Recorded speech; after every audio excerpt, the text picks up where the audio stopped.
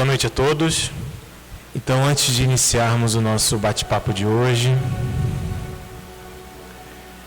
que nós possamos elevar o nosso pensamento a Deus,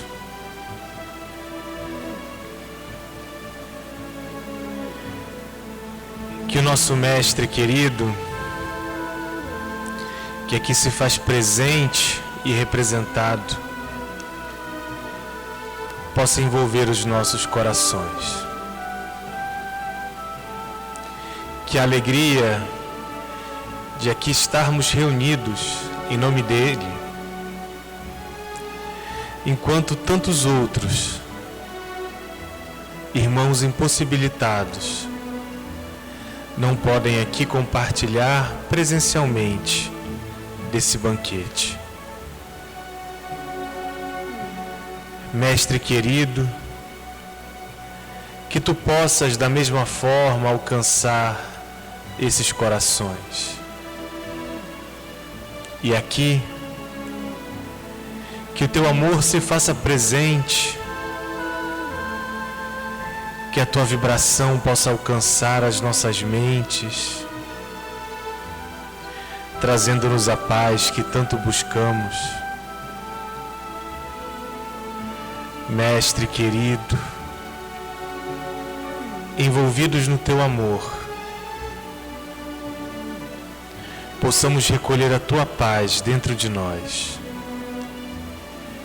As tuas bênçãos possam se refletir em nossos espíritos e sentimentos, e o teu amor presente em cada minuto das nossas ações e das nossas palavras. Que a tua paz esteja conosco, hoje e sempre. Que assim seja.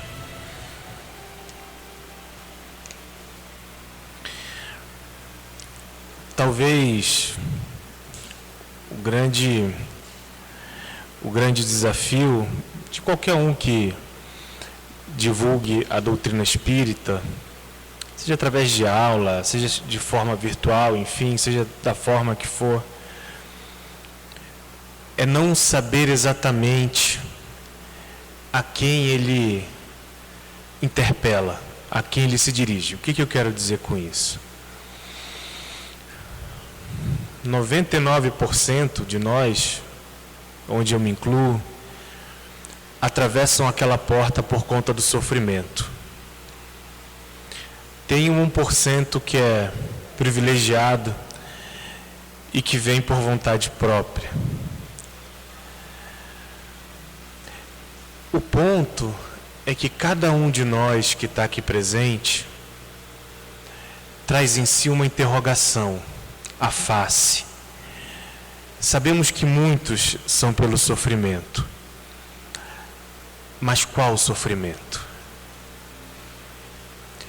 Eu já ouvi relatos de irmãos que adentraram a essa casa, buscando na palavra, na aula, como último bastião,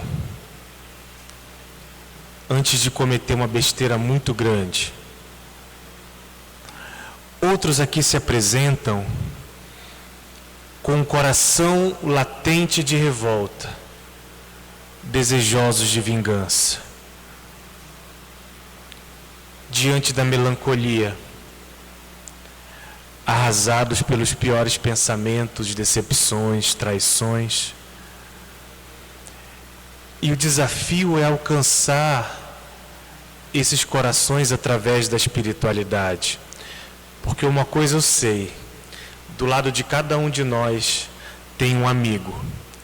E esse amigo busca a palavra que mais se adere como remédio, o antídoto, o alívio do coração. Aconchego para aquele momento. É por isso que às vezes a gente dá uma voada, uma viajada da palestra. É porque esse irmão capta aquela palavra que nos atende ao coração e trabalha no nosso íntimo.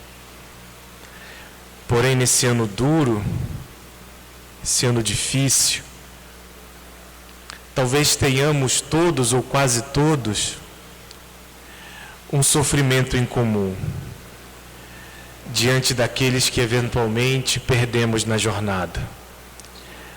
Aquele coração que nos era muito caro e que tenha retornado à pátria espiritual por planejamento divino e não acaso. Então, que possamos hoje fazer desse bate-papo, das nossas vibrações, uma homenagem alegre, com saudade, mas alegre, daqueles que nos deixaram e que trarão muitas saudades. Se vocês esquecerem tudo que eu falar aqui, tudo, lembrem de uma coisa: o grande desafio da vida é retirar, desequipar de nossos espíritos a materialidade, o materialismo, e equipar-nos da fé e dos conceitos espirituais. É certamente o trabalho mais difícil. É certamente a maior dificuldade que nós temos, vencer o materialismo pelo arraigamento que possui em cada um de nós. Conquista e herança de várias e várias encarnações. É por isso que ele sai aos pouquinhos. Então, o desafio da vida é caminhar pelas nossas sendas, temperando esse caminho com as lágrimas que vertem do nosso rosto. Essa lágrima que fortifica, essa lágrima que traz o ensinamento, essa lágrima que segue ao passo do aprendizado quando fortificamos o nosso espírito. E jamais marcar o passo, jamais atrasar a caminhada, porque ao invés de temperar o nosso caminho, as lágrimas irão salgá-los. Talvez, marcando o passo, nos sofrimentos que se afligem e se acumulam na jornada, estaremos flertando, não com as lágrimas que fortalecem, mas aquelas que trazem a melancolia e incrementam ainda mais as dificuldades. O desafio de promover em nós as ideias da vida do futuro, do plano do espírito, devem ser a marca de todos os nossos dias. E não é uma dificuldade de agora. O materialismo, ele traz um discurso muito convincente, muito competente. Ele diz: curta agora irresponsavelmente, porque você não sabe se vai ter o amanhã. Aquele que já acredita nas verdades espirituais sabe que tem. Ele induz as soluções fáceis, porque ele não flerta com o amor, ele flerta com o egoísmo, pensa em si apenas. E não é de hoje. Eu trouxe aqui um trecho que retrata muito bem o caráter materialista, nesse caso na época do Cristo. E se vocês me permitirem, eu vou ler um trecho do livro Vivendo com Jesus, de Amélia Rodrigues, psicografia de Divaldo Franco.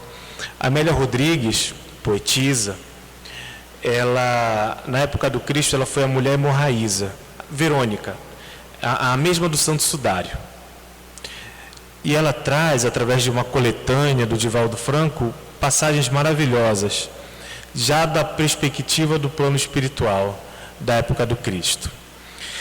Então pregava o Cristo dentre homens simples, e ele dizia: o reino de Deus é semelhante ao homem que semeou a boa semente no seu campo, mas dormindo os homens, veio o seu inimigo e semeou o joio no meio do trigo. e retirou-se. E quando a erva cresceu e frutificou, apareceu também o joio. Nisso o Cristo é interrompido. Uma voz da multidão: Rabi, tem piedade de mim, que tenho fome. E o Cristo prossegue: o reino de Deus é semelhante ao grão de mostarda, que o homem, pegando nele, semeou no seu campo, o qual é, realmente, a menor de todas as sementes.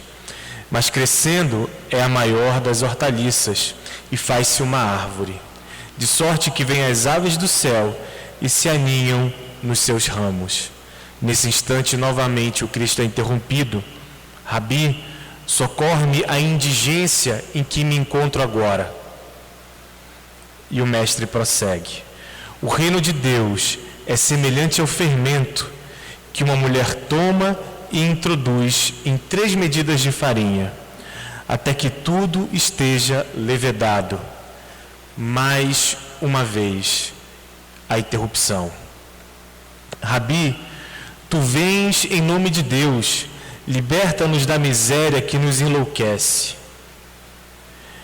Também o reino de Deus, prossegue o Cristo, é semelhante a um tesouro escondido num campo, que um homem achou e escondeu-se. Pelo gozo dele vai, vende tudo quanto tem e compra aquele campo.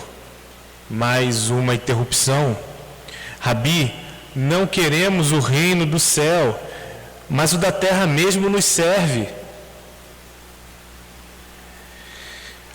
Prossegue então Cristo: outro sim, o reino dos céus é semelhante ao homem negociante, que busca boas pérolas, e encontrando uma pérola de grande valor, foi, vendeu tudo o que tinha e comprou-a.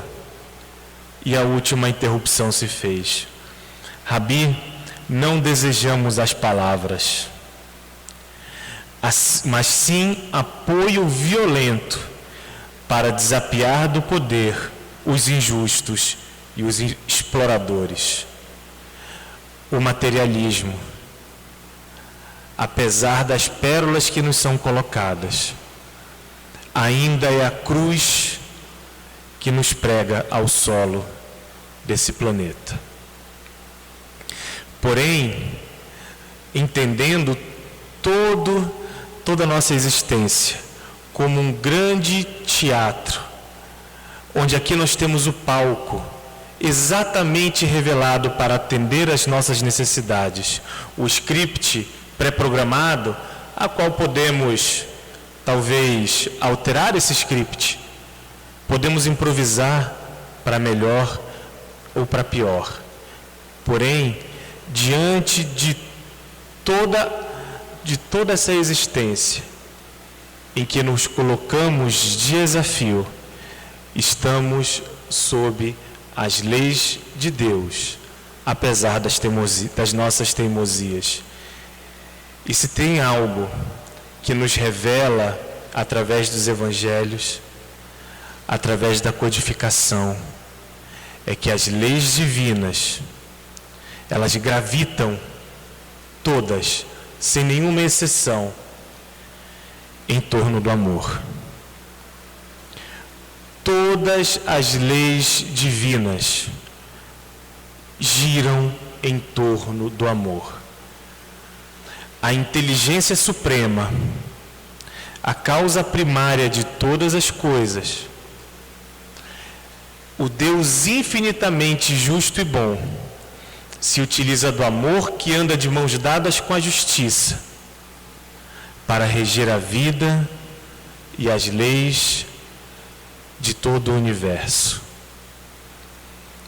O Cristo, que jamais condenara, sempre dizia, diante daquele que lhe era assistido: vá e não peques mais. Por muito tempo não me foi claro. Por muito tempo eu não compreendi. Até que um dia, num trabalho de visitação hospitalar, atendendo uma das pessoas que estava internada, ele se revelou profundamente culpado. Havia, de certa forma, levado uma vida dissoluta e estava com a vida em risco. Ia se submeter a uma cirurgia por conta de uma cirrose. E diante da morte, que lhe parecia um destino provável, tinha do lado dele uma pessoa, uma jovem, uma sobrinha, que descascava uma tangerina no quarto e lhe servia a boca, enquanto as lágrimas lhe escorriam à fronte com a culpa da descrição da vida que havia levado.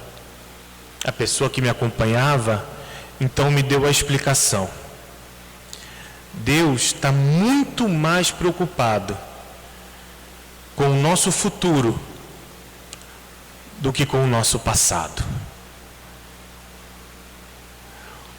Para o Cristo interessa muito mais o que nós vamos fazer diante das nossas dificuldades do que os erros cometidos. São as leis de Deus gravitando em cima do amor. O amor que vai nos conceder todas as oportunidades que necessitamos. E da mesma forma, vai trazer os ensinamentos através da sua justiça divina. Amor e justiça andam de mãos dadas. O amor sem justiça talvez não seja eficaz, e a justiça sem o amor talvez seja amarga. Querem alguns exemplos práticos? Tudo bem. A pluralidade das vidas, um dos alicerces da doutrina espírita, ela nos coloca na posição em que necessitamos, ao invés de nos condenar. Ela nos promove a oportunidade diante daqueles que ofendemos, com uma diferença: os polos invertidos. Para que haja o reacerto, o reajuste. Querem mais um exemplo? Pluralidade dos mundos habitados.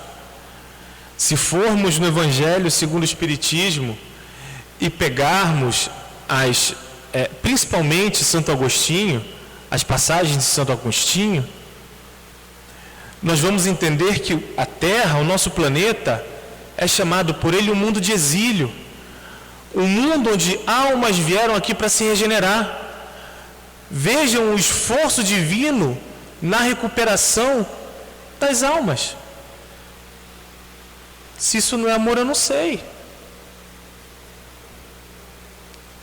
Mais um exemplo: a lei de destruição, terceira parte, Livro dos Espíritos. Por que permite, pergunta Kardec, esses flagelos que marcam a humanidade? Para abreviar a evolução humana, para abreviar os momentos de sofrimento e conduzir ao aprendizado mais rapidamente, por amor.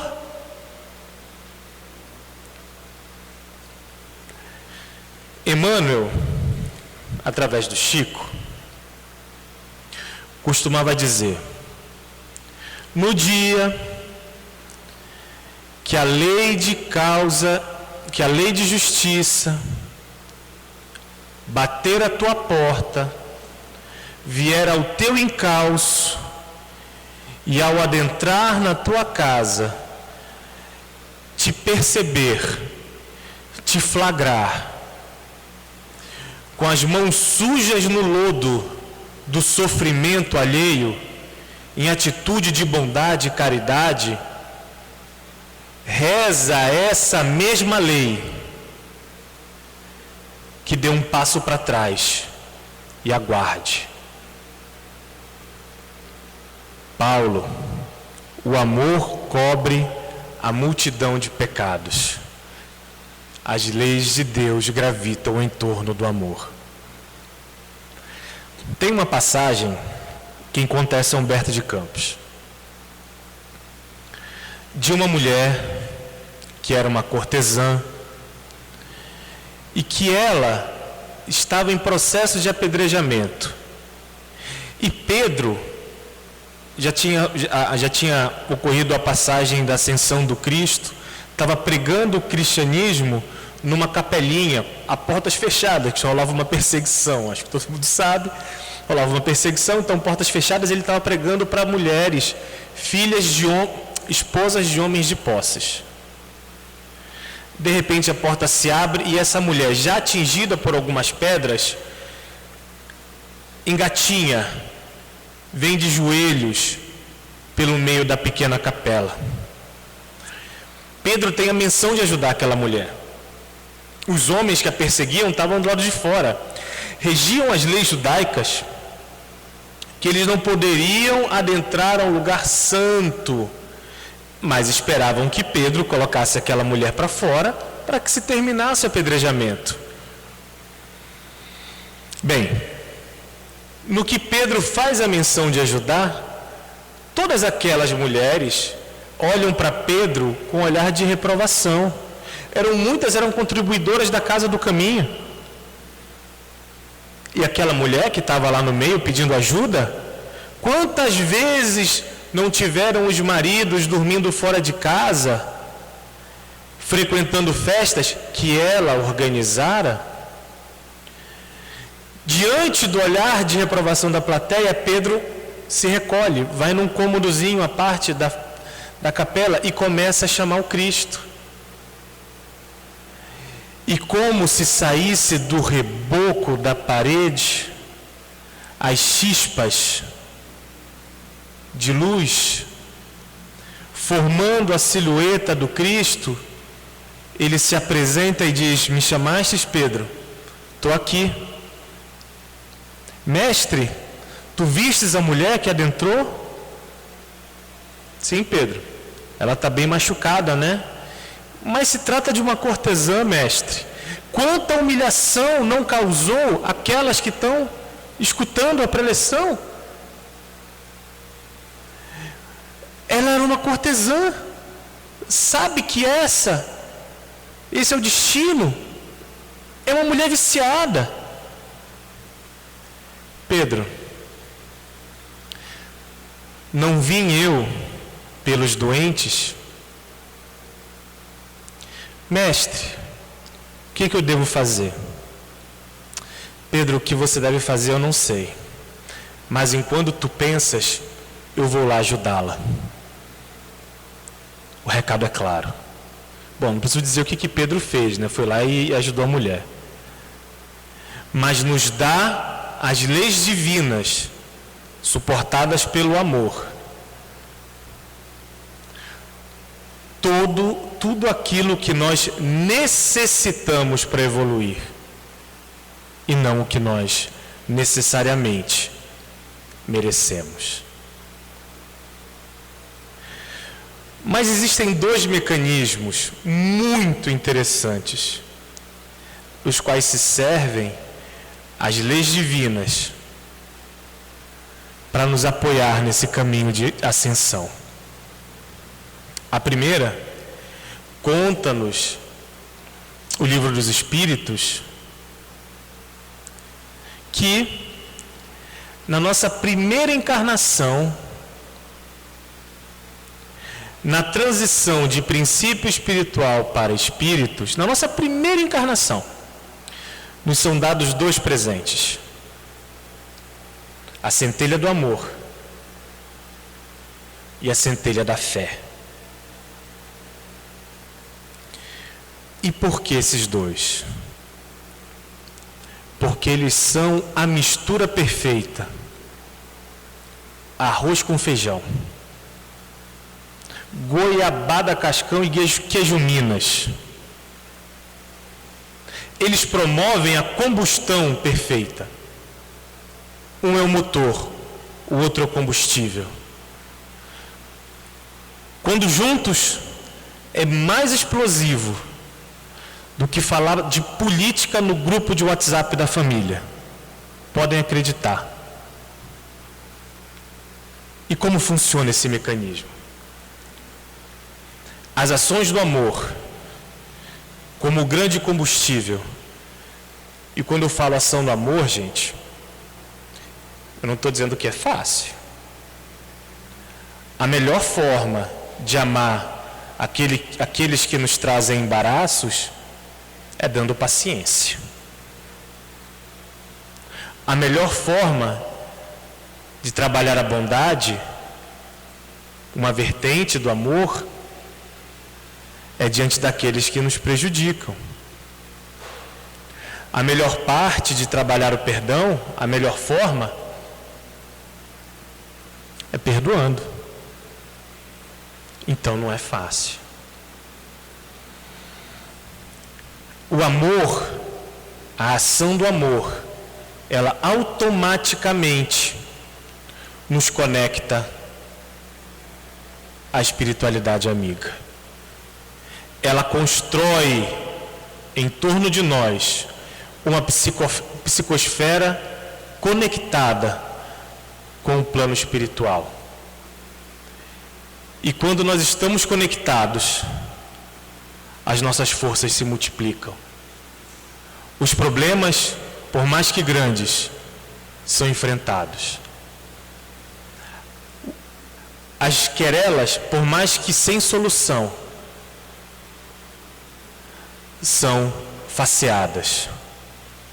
Os desafios, por maiores que sejam, também são enfrentados. E como é que a gente chama essa força, essa disposição que nos faz enfrentar todas essas dificuldades sem ter medo? É a fé. O amor é o combustível que impulsiona o motor da fé. Bem, esse é o primeiro mecanismo. O segundo também é baseado nas leis de Deus. Deus, ele me deu um presente, uma bênção na vida. A minha vida ela é cercada de mulheres, graças a Deus. Que bom! Eu tive vós maravilhosas, meus avós eu perdi cedo. Uma mãe maravilhosa tenho até hoje, meu pai eu perdi cedo. Tenho 2 irmãs, tias maravilhosas, os tios são legais, mas as tias são mais. Além da minha esposa, ainda tive uma filha. Então Deus me abençoou de mulheres. E uma dessas mulheres, a minha avó por parte de mãe, ela me contava uma história bonitinha, eu vou contar para vocês. Católica, fervorosa. Eu lembro que ela tinha na mesa, na cama, né, na cabeceira. Hoje em dia não tem mais cama com cabeceira, então faz um tempo isso. Um terço puído. E um dia uma tia minha comprou um terço da rosa mística de não sei quem, abençoada por não sei quem, e resolveu tirar aquele terço da minha avó, velhinho, e botar um novo. Deu uma confusão que vocês não imaginam. Ela teve que dar jeito de encontrar o terço anterior. Então, minha avó, ela tinha essa história que ela, desde pequena, ela me contava. O livro das Edições Paulinas. São Pedro estava na porta do céu, chegou um dia para o Cristo e falou: mestre, seguinte, está entrando uma galera aqui que eu não deixei passar não, que não passou pelo meu portão. Aí o Cristo olhou: assim, é verdade? É verdade. Então me mostra como é que está acontecendo. E ele vê então almas escalando aquilo que seria um terço gigante, chegando até os céus. E quando o Cristo olhou aquilo, Pedro virou para ele e falou: mestre, você quer que eu feche essa porta? Eu fecho. E o mestre fala: não, Pedro, isso é coisa da minha mãe. A história é muito bonitinha, só que, perdoa a minha avó, para mim nunca fez o menor sentido. Ela me falava aquilo, eu achava legal, mas não encaixava. Então, determinado dia, lendo o Evangelho, eu vejo uma passagem de Tiago. A oração do justo é eficiente, é poderosa e eficiente. Com todo respeito também a Tiago, não me fez o menor sentido. Porque na minha concepção, aquela pessoa, primeiro, qual é o limite do justo e do injusto? Segundo, aquela pessoa que talvez não seja tão justa, se ela fizer uma petição, também não vai ser ouvida? Não me fez muito sentido. E aí vem Chico Xavier. E ele fala que a oração de uma mãe arromba as portas dos céus. Nossa, eu estou louco para derrubar isso aqui. Eu sei, e Joana de Ângeles já falou que o amor de mãe é o amor mais sublime que tem na Terra. Ok. Mas dessa forma, também não me fez sentido, porque soaria como um privilégio. Até que um dia, ouvindo uma palestra do Divaldo Franco, eu entendi. As leis de Deus convertem o amor em resgate. O que significa isso? Que entre o erro e o resgate existe um intervalo, existe um hiato, que normalmente é para ser um hiato de sofrimento, de dificuldades. E o amor, através das leis divinas, encurtam esse hiato de sofrimento até o início do resgate, descrito em Código Penal da Vida Futura, codificação, céu e inferno, quem não leu, leitura obrigatória, que fala, diante de todo erro, arrependimento, o caminho é arrependimento, expiação, reeducação ou ressarcimento. Então, o amor, através das leis divinas, ele converte o amor em resgate. Ele diminui esse ato. São as pessoas subindo pelo terço para recuperação. É a oração do justo. É a oração da mãe. Fez o sentido. Um exemplo muito claro da aplicação dessa lei está no livro Nosso Lar, através da intercessão da mãe de André Luiz. Então, como eu disse, o grande desafio que jaz no coração de cada um é desequipar do materialismo, através da adoção diária do amor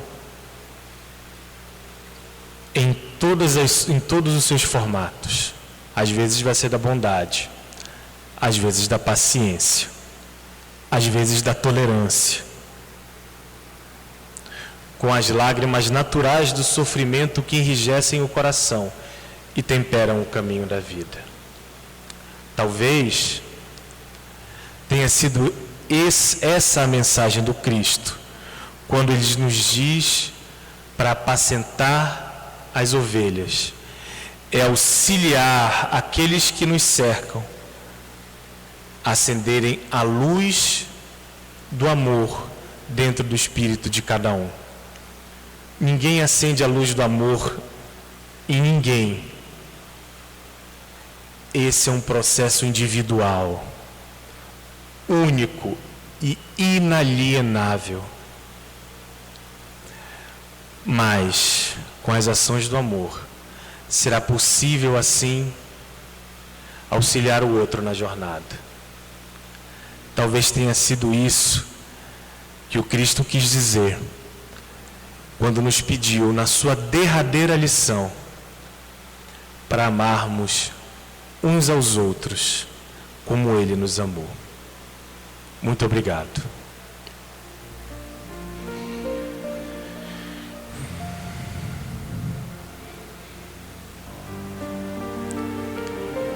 E assim, mestre amigo,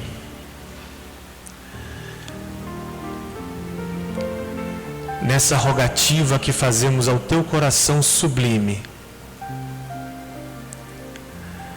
possais cobrir as nossas vidas com as tuas mãos carinhosas. possais alcançar as nossas aflições nos momentos derradeiros do sofrimento e do desespero. Possais consolar as nossas lágrimas nos instantes de perda e de insegurança. Possais envolver os nossos espíritos quando se apresentarem diante de nós os antigos grilhões do passado, cobertos pelo véu do esquecimento da reencarnação. Mestre bendito, que o teu amor esteja sempre presente nas nossas ações, que a tua mensagem, que dividiu os tempos, possa ser alcançada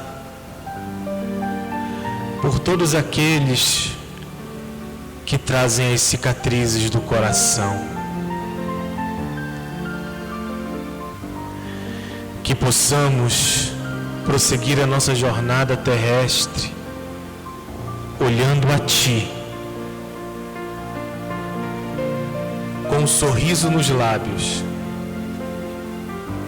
e talvez com os olhos encharcados de lágrimas. Que a Tua paz nos envolva e seja conosco, hoje e sempre. Equipe do passe, por favor.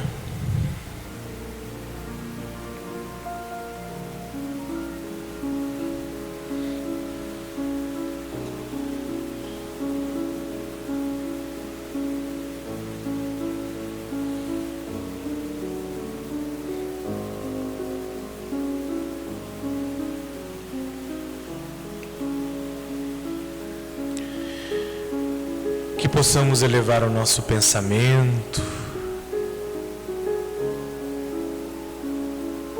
ao nosso Mestre querido e desde já sentirmos as vibrações de amor que esse salão nos oferece nesse instante. Que essas energias vindas do alto possam adentrar os nossos corpos, os nossos espíritos, trazendo a luz a cada um de nós. E que essas vibrações possam alcançar os nossos centros de força, envolver os nossos corações, retirando as angústias,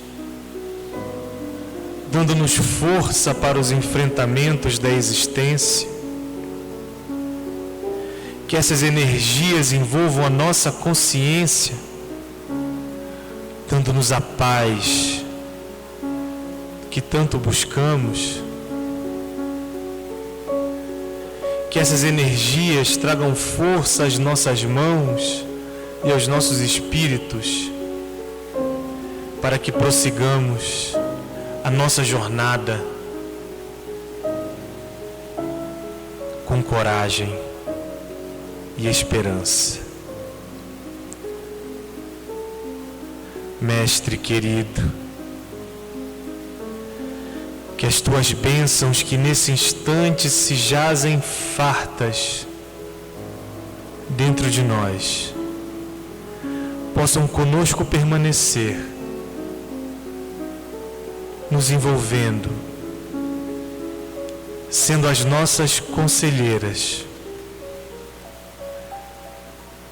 diante de todos os dias. Que a tua paz esteja conosco, hoje e sempre. Que assim seja.